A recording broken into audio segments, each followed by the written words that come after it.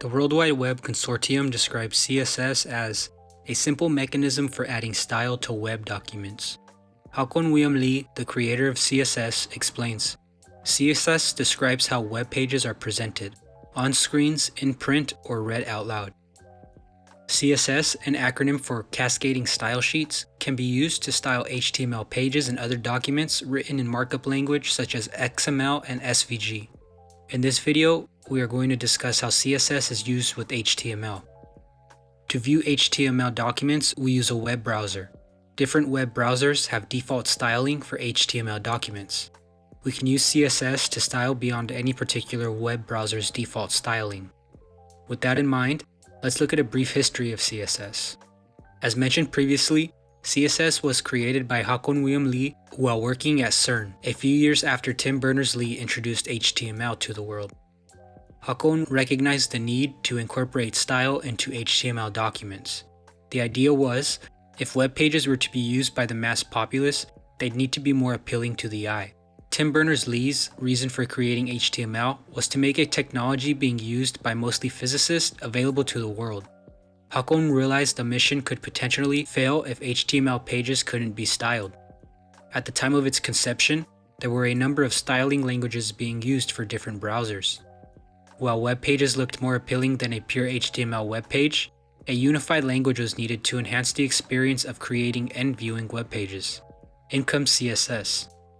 The first draft for CSS appeared in October 1994, and the first proposal was presented at a Chicago web conference the following month. The draft and proposal led to further discussion and experimenting with style sheets.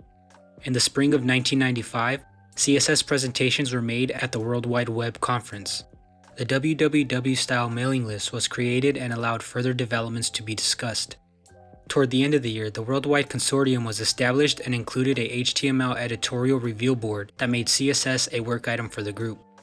The following year, CSS Level 1 was released as a World Wide Web Consortium recommendation. The first browser to adopt CSS was Microsoft Internet Explorer 3. Netscape Navigator 4.0 followed Microsoft, and Opera soon jumped on board as well. At this point, it's safe to say CSS had been accepted by the industry. CSS Level 2 recommendation was published in May of 1998, and Level 3, the version still widely used today, was published in June 1999.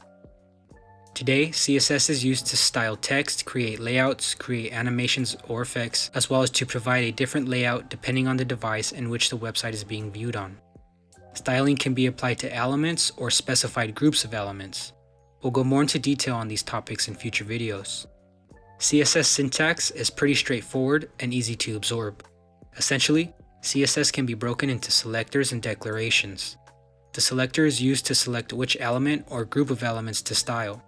The declarations are rules we want to apply to the selector. Here's a couple of basic CSS rules. The first sets the font size of all paragraph elements to 12 pixels. Notice the declaration ends with the semicolon. This example applies two different rules to any element that has been assigned the class main-text. The first declaration sets the font family to monospace. Once again, we'll end this declaration with the semicolon. The second declaration sets the color of any text elements assigned the class main-text to blue. As you can see, CSS isn't very complicated, and as we progress through this series, you'll quickly see how useful it can be in improving web page development and user experience.